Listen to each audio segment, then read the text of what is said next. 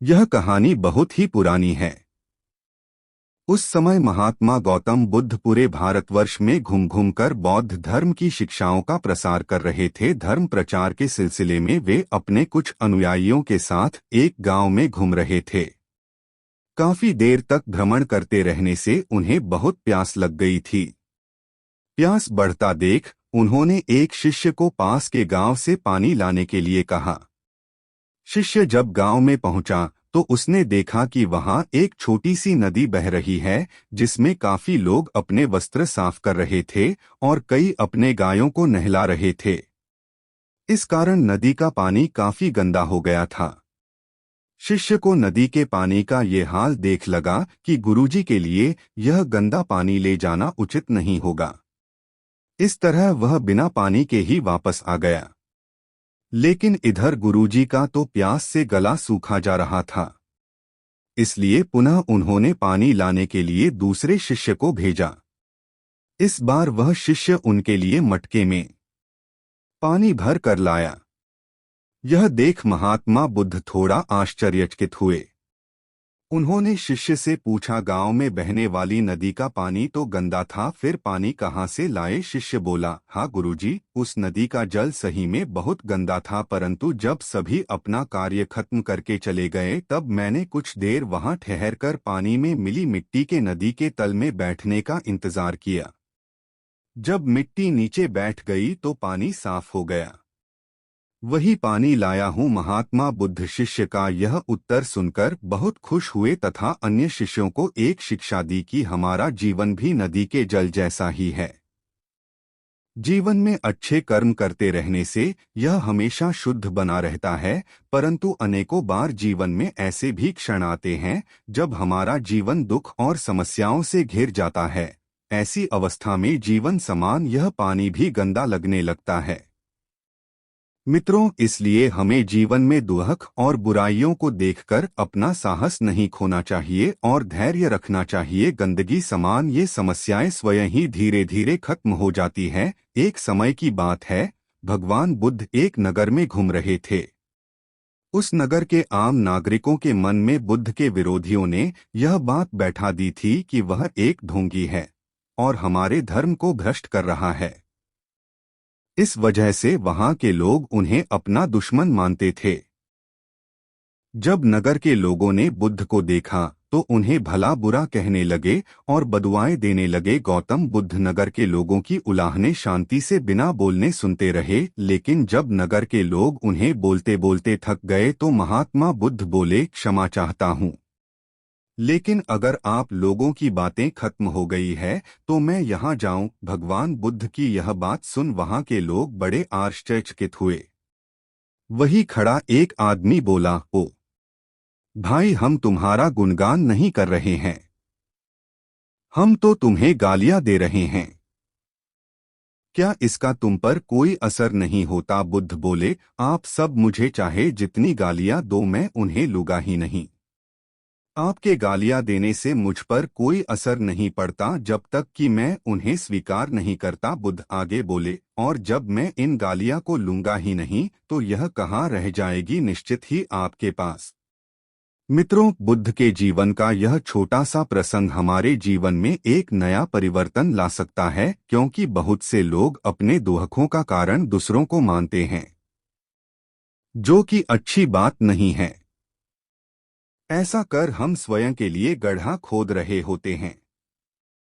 यह सब हम पर निर्भर है कि हम लोगों के नेगेटिव बातों को कैसे लेते हैं, उन्हें स्वीकार कर रहे हैं या नकार रहे। एक समय की बात है, भगवान गौतम बुद्ध एक गांव में धर्म सभा को संबोधित कर रहे थे। लोग अपनी विभिन्न परेशानियों को लेकर उनके पास जाते और उसका हल लेकर खुशी खुशी वहां से लौटते। उसी गांव के सड़क के किनारे एक गरीब व्यक्ति बैठा रहता तथा महात्मा बुद्ध के उपदेश शिविर में आने जाने वाले लोगों को बड़े ध्यान से देखता। उसे बड़ा आश्चर्य होता कि लोग अंदर तो बड़े दुखी चेहरे लेकर जाते हैं, लेकिन जब वापस आते हैं तो बड़े खुश और प्रसन्न दिखाई देते हैं। उस गरीब को लगा कि क्यों न वो भी अपनी समस्या को भगवान के समक्ष रखे। मन में यह विचार लिए वह भी महात्मा बुद्ध के पास पहुंचा। लोग पंक्तिबद्ध खड़े होकर अपनी समस्या को बता रहे थे। जब उसकी बारी आई तो उसने सबसे पहले महात्मा बुद्ध को प्रणाम किया और फिर कहा, भगवान, इस गांव में लगभग सभी लोग खुश और समृद्ध हैं। फिर मैं ही क्यों गरीब हूँ? इस पर उन्होंने मुस्कुराते हुए कहा, तुम गरीब और निर्धन इसलिए हो क्योंकि तुमने आज तक किसी को कुछ दिया ही नहीं। इस पर वह गरीब व्यक्ति बड़ा आश्चर्यचकित हुआ और बोला, भगवान, मेरे पास भला दूसरों को देने के लिए क्या होगा? मेरा तो स्वयं का गुजारा बहुत मुश्किल से हो पाता है। लोगों से भीख मांगकर अपना पेट भरता हूँ। भगवान बुद्ध कुछ देर शांत रहे, फिर बोले, तुम बड़े अज्ञानी हो। औरों के साथ बांटने के लिए ईश्वर ने तुम्हें बहुत कुछ दिया है। मुस्कुराहट दी है जिससे तुम लोगों में आशा का संचार कर सकते हो।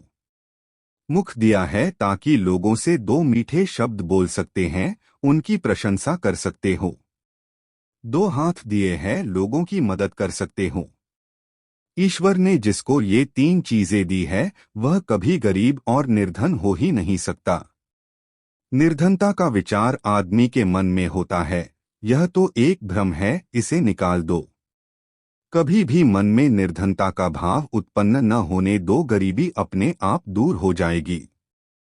भगवान बुद्ध का संदेश सुनकर उस आदमी का चेहरा चमक उठा और उसने इस उपदेश को अपने जीवन में उतारा, जिससे वह फिर कभी दुखी नहीं हुआ। महात्मा बुद्ध के पास सेठ रतनचंद दर्शन को आए तो साथ में ढेरों सामग्री उपहार स्वरूप लाए। वहां उपस्थित जनसमूह एक बार तो वाह वाह कर उठा। सेठ रतनचंद का सिर तो गर्व से तना जा रहा था। बुद्ध के साथ वार्तालाप प्रारंभ हुआ तो सेठ ने बताया कि इस नगर के अधिसंख्य चिकित्सालयों, विद्यालयों और अनाथालयों का निर्माण मैंने ही कराया है। आप जिस सिंहासन पर बैठे हैं वह भी मैंने ही भेंट किया है, आदि आदि। कई दान सेठ जी ने गिनवा दिए।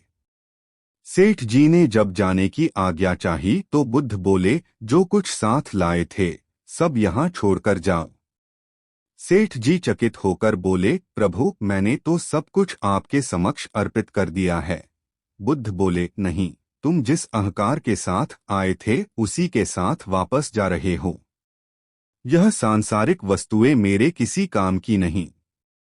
अपना अहम यहाँ त्याग कर जाओ, वही मेरे लिए बड़ा उपहार होगा। महात्मा बुद्ध का यह कथन सुनकर सेठ जी उनके चरणों में नतमस्तक हो गए।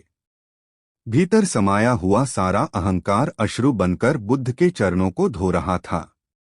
भगवान बुद्ध एक पेड़ के नीचे चबूतरे पर बैठे हुए थे। हर भक्त की भेंट स्वीकार कर रहे थे। तभी एक वृद्धा आई। उसने कांपती आवाज में कहा, भगवान, मैं बहुत गरीब हूं। मेरे पास आपको भेंट देने के लिए कुछ भी नहीं है। हाँ, आज एक आम मिला है। मैं इसे आधा खा चुकी थी, तभी पता चला कि तथागत आज दान ग्रहण करेंगे। अत मैं यह आम आपके चरणों में भेंट करने आई हूं। कृपा कर इसे स्वीकार करें। गौतम बुद्ध ने अपनी अंजुरी पात्र में वह आधा आम प्रेम और श्रद्धा से रख दिया, मानो कोई बड़ा रत्न हो। वृद्धा संतुष्ट भाव से लौट गई। वहां उपस्थित राजा यह देखकर चकित रह गया। उसे समझ नहीं आया कि भगवान बुद्ध वृद्धा का जूठा आम प्राप्त करने के लिए आसन छोड़कर नीचे तक हाथ पसार कर क्यों आए। पूछा, भगवान, इस वृद्ध में और इसकी भेंट में क्या ऐसी विशेषता है? बुद्ध मुस्कुराकर बोले, राजन, इस वृद्धा ने अपनी संपूर्ण संचित पूंजी मुझे भेंट कर दी, जबकि आप लोगों ने अपनी संपूर्ण संपत्ति का केवल एक छोटा भाग ही मुझे भेंट किया है। दान के अहंकार में डूबे हुए बग्घी पर चढ़कर आए हो। वृद्धा के मुख पर कितनी करुणा और कितनी नम्रता थी। युगों युगों के बाद ऐसा दान मिलता है। भगवान बुद्ध एक दिन वन से गुजर रहे थे। रास्ते में एक व्यक्ति जमीन खोद रहा था। बुद्ध विश्राम के लिए वृक्ष के नीचे बैठ गए। उस व्यक्ति को खोदते खोदते एक कलश मिला। कलश में हीरे जवाहरात भरे हुए थे। उसने सोचा आज मेरा भाग्य जाग उठा है। उसने कलश बुद्ध के चरणों में रखा तथा कहा, आपके आशीर्वाद से ही मुझे यह अकूत दौलत प्राप्त हुई है। मैं इसमें से कुछ रत्न आपको भेंट करना चाहता हूँ। बुद्ध ने कहा, तुम्हारे लिए यह दौलत है, किंतु मेरी दृष्टि में यह विष के समान है। बिना परिश्रम के मिला धन विष ही होता है। वह व्यक्ति नाराज होकर कलश लेकर चला गया। उसने हीरे जवाहरात बेचकर संपत्ति खरीदी और दरिद्र से धनवान हो गया। किसी ईर्ष्यालु ने राजा से शिकायत कर दी कि जमीन में दबा धन राजकोष का होता है। अमुक व्यक्ति ने उसे निजी काम में लाकर नियम का उल्लंघन किया है। राजा ने उस व्यक्ति को पकड़वाकर बुलवाया और कलश जमा कराने को कहा तो उसने सच्ची बात बता दी कि मैंने हीरे जवाहरात बेचकर संपत्ति खरीद ली है। राजा के आदेश से उसे परिवार सहित जेल में डाल दिया गया। उसकी संपत्ति जब्त कर ली गई। एक दिन राजा जेल के निरीक्षण के लिए गया। उस व्यक्ति से भी मिला। उसने कहा, राजन, मुझे जब वह कलश जमीन से मिला तो बुद्ध वहीं थे। उन्होंने मुझसे कहा था कि इसमें रत्न नहीं विष भरा है। यह सुनकर मैंने उनका अपमान किया था। आज जेल में रहकर मुझे अनुभूति हो रही है कि उनकी बात बिल्कुल सच थी। बिना परिश्रम किए मिला विष ही होता है। मैं एक बार भगवान बुद्ध के दर्शन कर उनसे क्षमा मांगना चाहता हूँ। राजा ने भगवान बुद्ध को ससम्मान राज्य में आमंत्रित किया। जेल से निकालकर उस व्यक्ति को बुद्ध के पास ले जाया गया। उसने उनके चरणों में बैठकर क्षमा मांगी तथा कहा, आपकी बात सत्य थी। कलश में वास्तव में विष था जिसने मुझे जेल भिजवाया। बुद्ध के आदेश से राजा ने उसे जेल से रिहा कर दिया। उसने उसी दिन से परिश्रम से प्राप्त धन से जीवन यापन शुरू कर दिया।